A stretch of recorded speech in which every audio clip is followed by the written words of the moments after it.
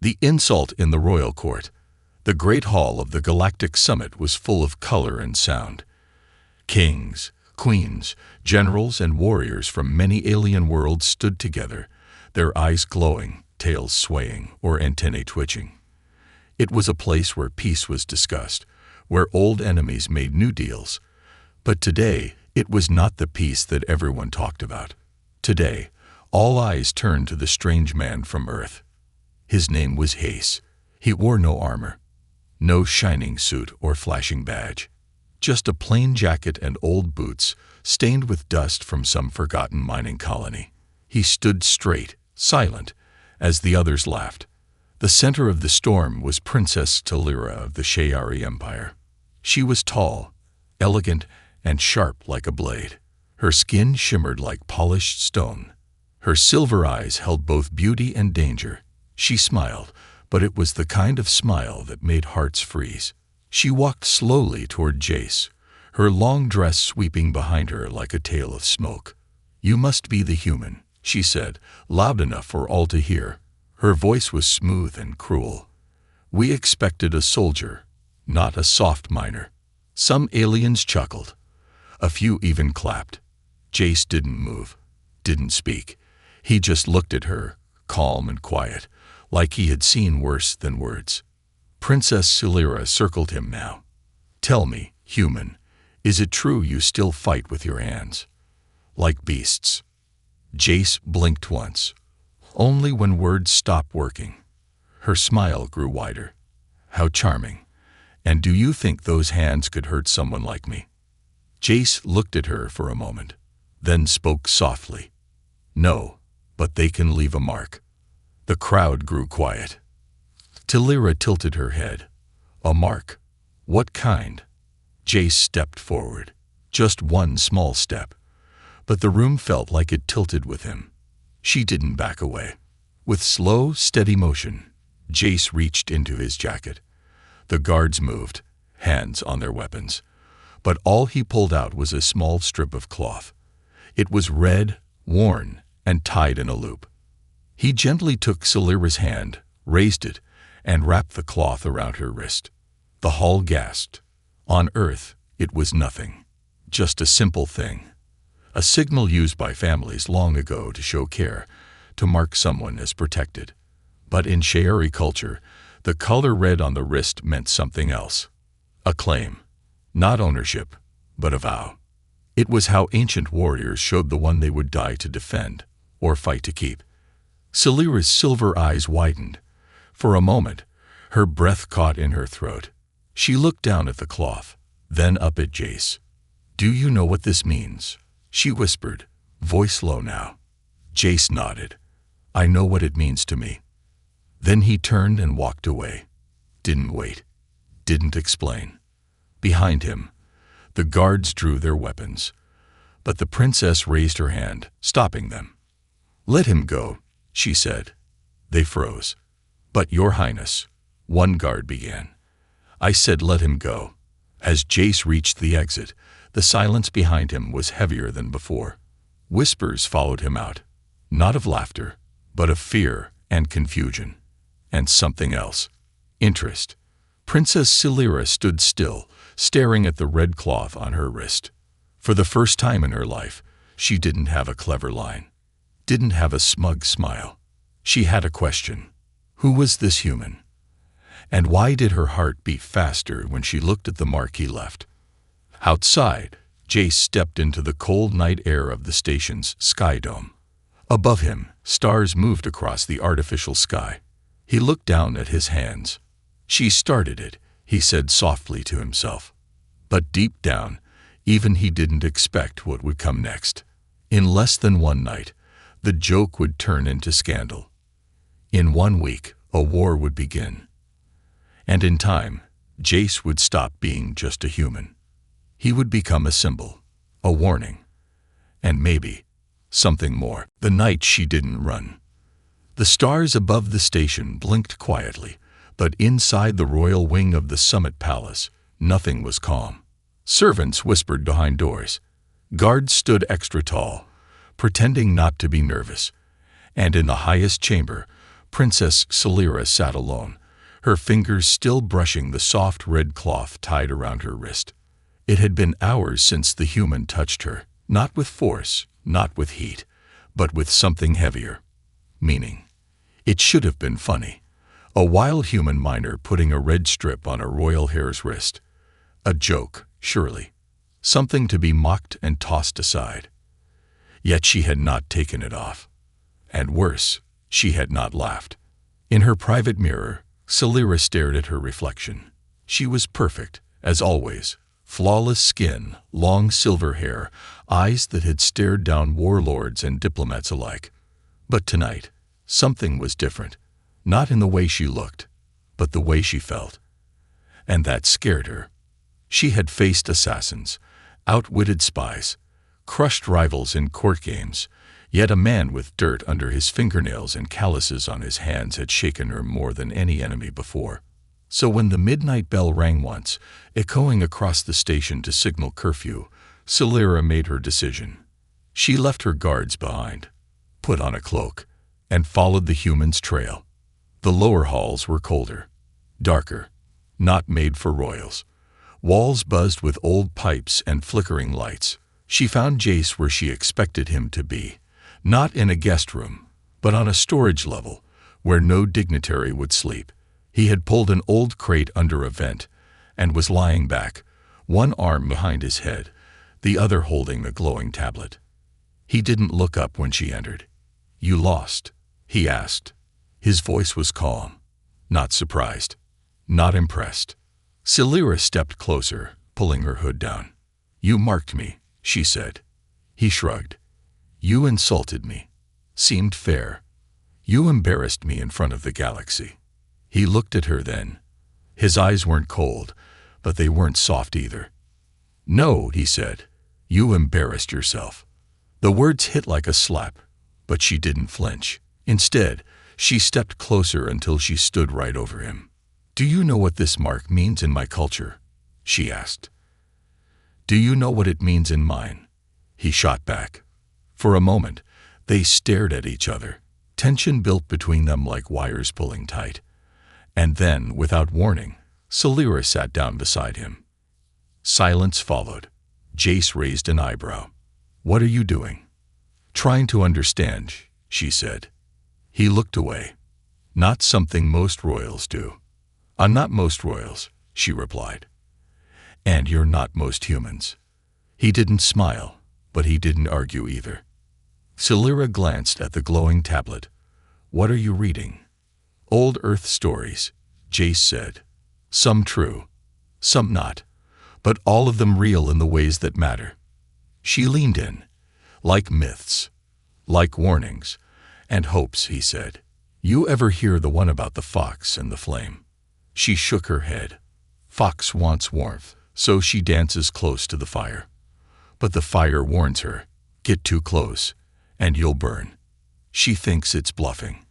But when her fur catches, the flame doesn't say sorry. It just keeps burning."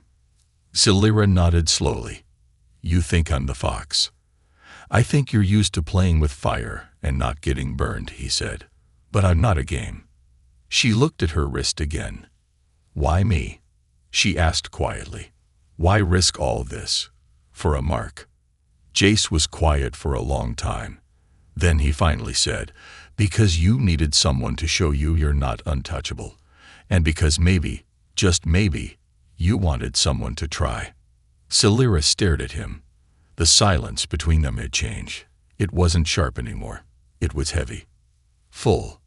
Outside, a quiet alarm hummed. Nothing urgent, just a notice that someone from the royal wing was missing. She didn't move. "I should go," she whispered.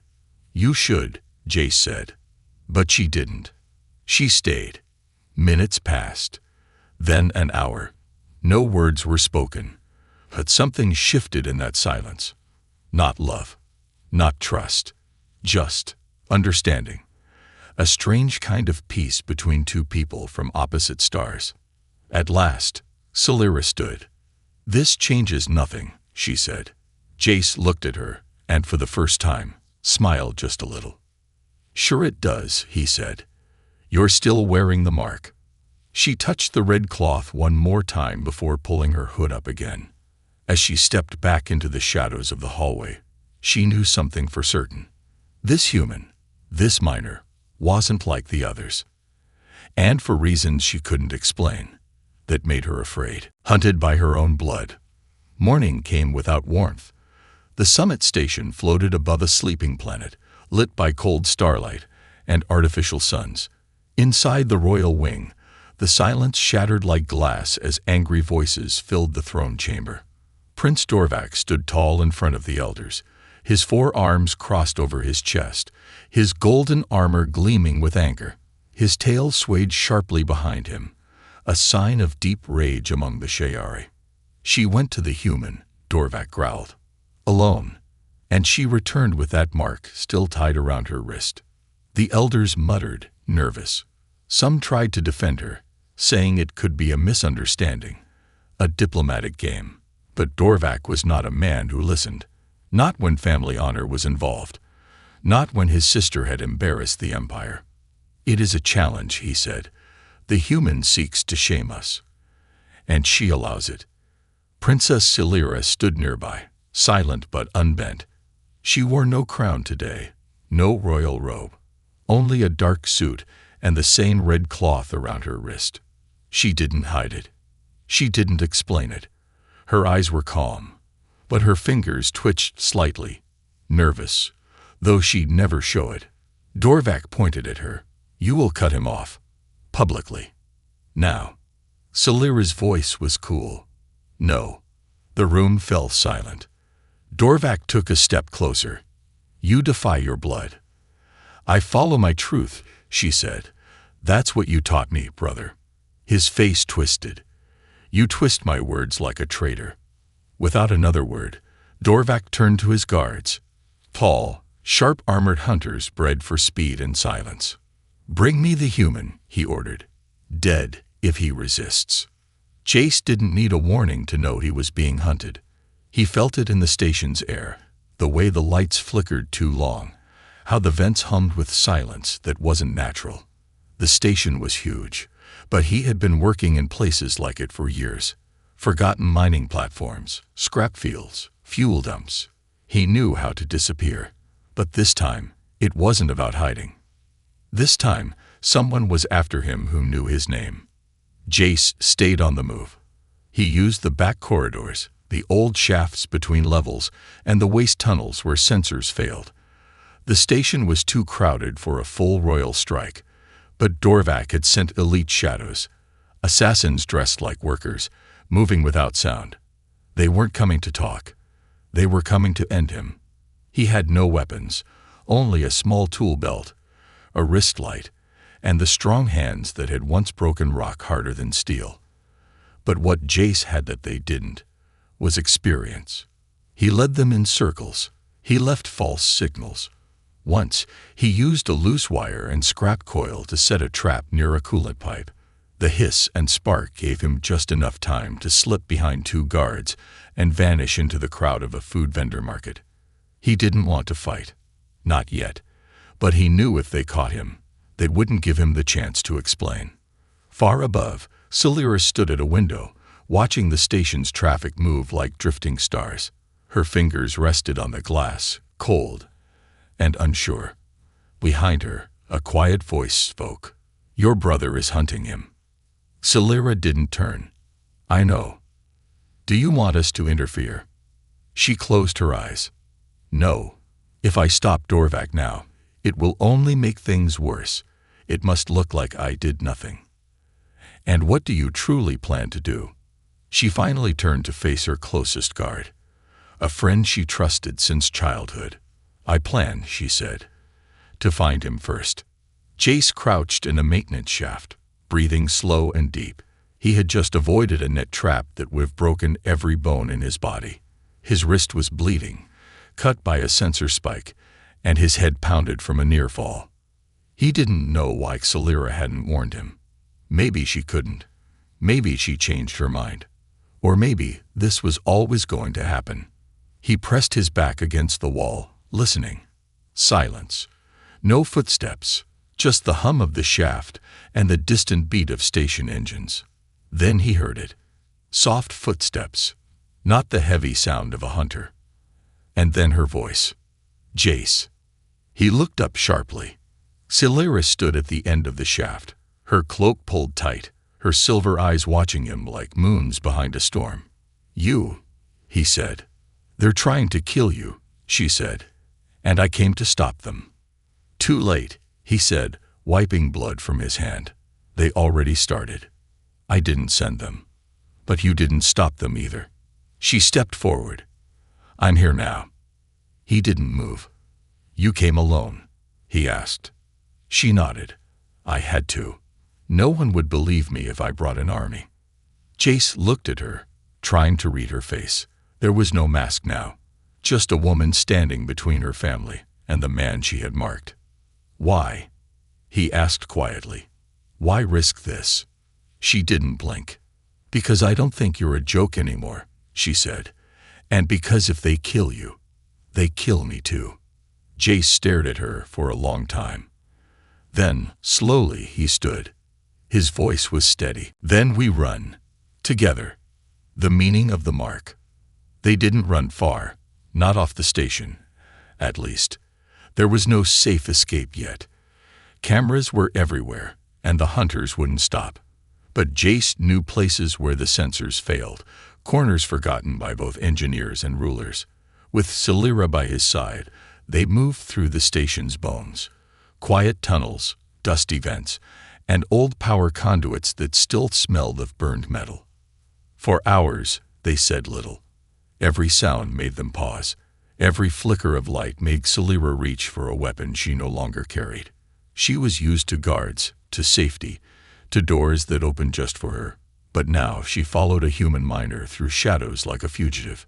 At last, they reached a hidden space behind an old coolant unit. Jace had set up a small resting point there. A blanket, a light, and 2 water packs. It wasn't much, but it was quiet. And right now, quiet was worth more than gold. Celera sat down first, breathing hard. She pulled her hood back, revealing the soft glow of her silver skin in the dim light. Her hair, usually perfect, was loose and tangled, but her eyes stayed sharp. Jace sat across from her. His clothes were torn. There was dried blood on his shirt. His knuckles were bruised from climbing through narrow shafts. But he looked calm. Calm in a way that made her chest feel strange. For a long moment, they sat in silence. Then she spoke. Tell me the truth, she said. What does the mark mean to you? Jace looked at the red cloth still tied on her wrist. Then he leaned back against the wall and spoke slowly. On Earth, he said, there were times when people couldn't use rings, couldn't afford gold or diamonds. They tied red cloth to someone they cared for, a promise. It wasn't about ownership. It wasn't about showing off. It meant something simple. You matter to me. I'll stand with you. I'll protect you if I have to. But I won't run. Celera listened quietly. Her fingers gently touched the cloth, tracing its worn edges. And that's what you gave me? She asked. That's what I gave you, he said, even if you didn't want it. She frowned. You didn't even know me. I didn't need to, he said. I saw someone who used power to laugh at others. But I also saw someone who didn't know why that laugh felt empty. Someone who might be lost, even if she didn't admit it. Celera looked down. For once, she didn't argue. I've never been marked before, she whispered. In my culture, a mark like this means challenge. It means I choose you, and now the world will know it. But no one's ever chosen me without asking for something first. Jace raised an eyebrow. I didn't ask for anything. You should have, she said. A soft silence settled between them. It wasn't heavy like before. It was softer now. Something healing. Something real. Then Celera looked up, her voice suddenly sharp again. Dorvac won't stop. He'll send more hunters. Better ones. Ones who won't hesitate. Jace nodded. I know. You'll need help, she said. You'll need people to stand with you. "And who's going to follow a human miner?" he asked. She gave him a strange look. "You don't understand what you've done, do you? Enlighten me." "You marked a princess in front of the entire galactic summit," she said. "You didn't bow. You didn't break. You walked away like you didn't care what it meant to the rest of us." "Because I didn't," Jace said simply. "I only cared that you heard me." "But others heard too," Celira said. "Servants, outcasts, workers, soldiers who've been waiting for someone to stand up to the old ways. They're talking about you." Jace frowned. "Talking how?" "Some call you a fool," she said. "Others call you brave. But a few are ready to fight for you." Jace was quiet for a while. Then he said, "I'm not a leader." "Maybe not," she said, "but you are something worse for my brother. You're a symbol now." He looked at her, unsure. "And you? What do you see when you look at me?" She didn't blink. "I see a man who doesn't need a crown to matter," she said. "I see someone who makes me question everything I was raised to believe." Jace looked away, embarrassed. "You're not making this easy," he muttered. "I'm not trying to," she replied. Outside their hiding spot, the station continued to hum with false peace. But the world had shifted. Neither of them could go back. Not really. Not after what had been said. Not after what had been marked. And though they didn't speak it aloud, both of them knew this wasn't just about a cloth on a wrist anymore. This was about what came next. And the next step would change more than just two lives. It would shake the Empire. Rebellion begins with a kiss. No one expected her to step onto the galactic stage again. Not after what had happened. Not after the mark, the hunt, and the silence that followed. But Princess Celira was never one to follow rules, especially ones she didn't write. So when the central hall of the summit opened its doors for the final peace speech, she walked through them like fire walks through dry grass, slow, steady, and impossible to ignore. The crowd fell quiet. All eyes turned to her, not because of her crown, which she had left behind, or her long silver robe, which she now wore plain and black. They stared because of what still hung on her wrist, the red cloth. Some gasped, others whispered. On many worlds, it was now a symbol, not of romance or tradition, but defiance. One gesture, one moment, had torn a hole in centuries of royal pride. And the man who had done it, the human, was still out there. Jace stood near the back, hidden among the shadows. He wore borrowed clothes and a hood pulled low. His face was bruised, his hands rougher than before, but his eyes never left her. Celira walked to the center of the platform, past the guards who didn't dare stop her, past the elders who once raised her, and past her brother Dorvac, whose lips were pressed tight in fury. She stood still. Her voice was soft, but it echoed. "I have something to say." No one stopped her. "You all know what happened," she said. "You've heard the rumors. You've seen the mark, but you don't understand it." She held up her wrist. "This cloth is not weakness. It is not shame. It is not a joke. It was given to me by someone who saw me not as a title, not as a prize, but as a person." Some in the crowd shifted uncomfortably. Dorvac's jaw clenched. Celira turned slightly. Her eyes scanned the audience. Then, calmly, she pointed to the shadows. "Jace," she said, "come forward." He didn't move at first. Then slowly, quietly, he stepped from the dark and into the light. Guards reached for weapons, but Celira raised her hand, and they froze. Jace walked toward her, eyes locked on hers.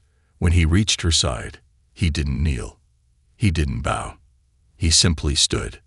Celira looked at the crowd. "This man marked me, and I accept it." Gasps rang out. One elder dropped his cup. Another covered her mouth. "This act," Celira continued, "means we are bound by ancient law, a vow between warrior and royal. And if that is still sacred to you, then know this. I stand with him." Jace opened his mouth, unsure of what to say. But before he could speak, Celira leaned forward and kissed him. Not a deep kiss, not a gentle one. A kiss that meant fire. A kiss that meant war. The room erupted. Guards shouted. Nobles rose in protest. Dorvac slammed his fist down and roared, "Traitor!" But it was too late. Every camera on the summit recorded the moment. And across the galaxy, on thousands of screens, people saw the impossible. A human miner kissing an alien princess in front of kings and killers. And then she said 5 words that changed everything. "I choose the human path." Those words didn't just ring in that room. They rang in slave quarters and rebel camps. They echoed in the ears of low-born soldiers, forgotten workers, and those who had spent their lives beneath royal boots. Dorvac stepped forward, his voice trembling with rage. "You will regret this," he said. "You have broken blood law." "Then let it bleed," Celera answered. With one sharp nod, Dorvac gave the order. Guards rushed forward. But this time, they didn't reach her. Half of them dropped their weapons. One stepped in front of her and raised his arm, shielding her.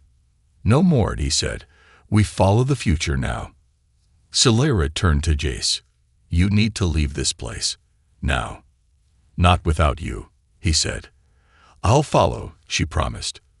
"But first, I need to show them that a princess can be more than just a name." He nodded once. "Don't wait too long." As Jace slipped away with help from those now loyal to her, Celera stayed behind. She didn't run. She didn't hide. She stood tall. Because now she wasn't just a princess. She was a spark. And rebellion had begun. Battle of the Forgotten Moons. The war did not begin with ships. It didn't begin with weapons or fleets or royal orders. It began with whispers, soft ones, carried between shadows. Old miners passed them through broken comms. Exiled soldiers heard them in hidden camps. Prisoners shared them through walls. The story was simple. The human had kissed the alien princess, and she chose him over her empire. And that changed everything. Dorvac, now burning with fury and fear, took control of the royal command fleet. He declared Celera unfit, claimed she was under human manipulation, and labeled Jace a galactic threat. The Empire's propaganda showed edited footage of the kiss, painting it as seduction, not rebellion. But people weren't blind anymore. They had seen the fire in her eyes. They had heard the words. They had felt the truth. And now, they were rising. Jace didn't ask to lead. He didn't know how. He had worked machines, dug tunnels, survived hard winters and hard men. But this was bigger.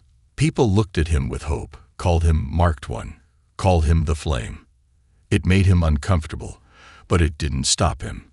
Celera was still behind enemy lines, locked in her own palace, and Dorvac had begun gathering armies around the Forgotten Moons, barren worlds stripped of value, used for storage and exile.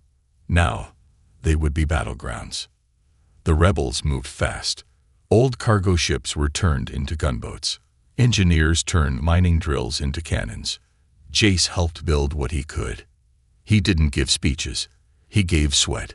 When people wanted to follow him, he told them not to. When they stayed anyway, he didn't argue. The first real fight happened on Varkle 3, a rust-covered rock that used to be a weapons dump. Dorvac's fleet landed first, setting up a command base. They expected a scattered group of farmers and cowards. Instead, they found unity. They found humans, Shayari defectors, insectoids from the fringe colonies, and even a few sentients who had no names, just symbols carved into their skin. And they found Jace. He stood at the front line, wearing a cracked helmet and armor made from scrap. He didn't look like a hero. He looked like someone who had nothing left to lose, and people followed him for that reason alone. The fighting was brutal. The air turned red with dust and smoke. Jace moved like he always did, slow, careful, direct. He pulled fallen allies to cover, fixed broken shields with bare hands, and when a royal elite soldier charged at him, he met the blade with a plasma torch. It wasn't about winning. It was about not giving up. When Dorvak's generals realized they couldn't break the line, they unleashed orbital fire. Cities burned. Storage vaults exploded into the sky. And in the middle of it all, Jace stood over the rebel banner, still holding it high. A drone captured the image. The feed was meant for enemy command only, but someone, no one knows who, sent it to the public network. One image. Jace, bleeding, armor torn, smoke behind him, still standing. And the galaxy answered. From the cold moons of Sirion to the flooded rings of Pac 7, people began to rise. They wore red cloth on their wrists. They carried scrap weapons. And they carried a name. Planet Breaker. A name whispered by those who saw what Jace had done. How he held the line. How he reminded everyone that even a minor could become a symbol. But Jace didn't care about names. He only cared about one thing now. Celera. She had been captured by Dorvak's guard after the summit. She was being held on the palace ship, a giant floating fortress above the capital world. No visitors, no trials, no messages. Dorvak claimed she was ill, but everyone knew the truth. Jace sat inside a makeshift bunker, looking at a map of the palace ship. Beside him were commanders, soldiers, and volunteers. He pointed to one weak spot near the engine core. That's where we break in. We'll never make it past the shield wall, one rebel said. Then we don't go through it, Jace replied. We go under it. He explained the plan, a dangerous, nearly impossible move. Steal a mining rig, hide it in a transport shipment, and tunnel up from the maintenance belly of the ship. It was madness. It was perfect. They had one chance, not just to save Celera, but to end Dorvak's grip on the Empire. As the rebels prepared, Jace stood alone for a moment, looking at the stars. He reached into his pocket and pulled out a second strip of red cloth. He didn't tie it around his own wrist. He tied it around his weapon. Then he whispered to himself, "You started this with a laugh, Princess, but we'll end it with a promise." The Princess and the Planet Breaker. The palace ship hung above the capital world like a silent god. Massive, golden, untouchable. Its shields glowed softly, casting a light over the clouds beneath it. Inside, behind layers of steel and secrets, Princess Celera sat alone in a glass-walled chamber. Her wrists were chained, her rank stripped, her voice silenced. Dorvak had taken everything from her, except her spirit. But outside that floating prison, something stirred. Deep in the cargo hold, beneath the royal engines, metal began to shudder. Then a crack opened in the floor, small at first, then wide enough for a man to rise through. Jace emerged first. His armor was patched, his skin bruised, his breath heavy. But his eyes were clear. Behind him, a group of rebels followed. Old soldiers, young workers, alien allies, and even a few former royal guards who had switched sides. They moved fast, silent, spreading through the ship like wildfire in dry grass. Jace didn't pause. He knew the path. He had memorized it from stolen blueprints, from whispered tips passed by spies who had risked their lives. He had one mission: get to Celera. Alarms began to ring. Dorvak's guards stormed the halls, but they weren't ready for rebels who used tools like weapons and turned air ducts into traps. The fight was fast, brutal, and filled with smoke, but Jace didn't stop to fight. He just kept moving, up and up, toward the central tower where she was held. He reached the chamber doors just as a squad of elite guards blocked the path. They raised their plasma rifles. "You're just a human," one said. "Then you should be embarrassed," Jace said, "and charge." He moved like fury made flesh, like every moment of pain had forged him into steel. The fight was short. He didn't win with strength. He won with will. When the last guard fell, Jace stepped through the door, breath ragged, arms shaking. And there she was. Celera stood as he entered, eyes wide, lips parting with a breath she didn't realize she'd been holding. "You came," she whispered. "I said I would," he replied. She looked at his face, bloodied, dirt-streaked, tired. "You look awful," she said softly. "You look perfect," he answered. He took a step closer, then another. And with a quiet snap, he broke the lock on her chains. Her hands fell free. Without a word, she pulled him into her arms. And for a moment, the galaxy disappeared. Dorvac stood in the throne chamber, staring at the live feed with disbelief. Jace and Celira stood together in front of the Empire's heart. The rebels had taken the engine bay. The shields were down. Ships were arriving. Some loyal, some not. His control was crumbling. "Fire on them," he shouted. "Now." But the gunners hesitated. Many had joined the rebellion, and those who hadn't were no longer sure who was right. Jace and Celira walked into the throne chamber side by side. The floor trembled beneath their feet. The walls flickered with energy. Dorvac waited for them, blade in hand. "You ruined everything," he hissed. Celira stepped forward. "You did that yourself." He raised his weapon. But Jace stepped in front of her. "You want to settle this?" Jace said. "Settle it with me." Dorvac roared and attacked. The fight was fast, violent, and raw. Dorvac was trained, powerful, born for war. Jace was tired, wounded, and human. But he didn't fall. Every strike he blocked, every blow he took, he pushed back twice as hard. He wasn't stronger, but he had something Dorvac didn't. He had a reason. With a final move, Jace disarmed him and forced him to the ground. Dorvac snarled, defeated, furious. "Kill me," he spat. But Jace didn't raise his hand. "No," he said, "that's not what we're here for." He turned and walked away. And Celira, standing tall, spoke to the galaxy through the cameras. "This empire is broken. From this day on, there will be no more blood rule. No more silence. No more chains. The people will decide what comes next." Cheers rang out through every rebel ship, every hidden world, every corner of the stars. Weeks passed. The empire changed. Not overnight, but enough to begin something new. Celira stayed in the capital, helping build a council of voices from every race. She worked day and night, her words stronger than any sword. And Jace, he didn't want power. He left the capital quietly, returning to the worlds he knew, the broken ones, the ones still healing. He helped rebuild, not as a hero, just as himself. But on his wrist, he still wore a red cloth. One day, while fixing a broken generator on a dusty moon, a ship landed behind him. He turned, and there she was. Celira, smiling. "You left without saying goodbye," she said. "You were busy changing the galaxy," he said. She walked up and tied her own red cloth around his wrist. "Now we're even," she whispered. And he smiled.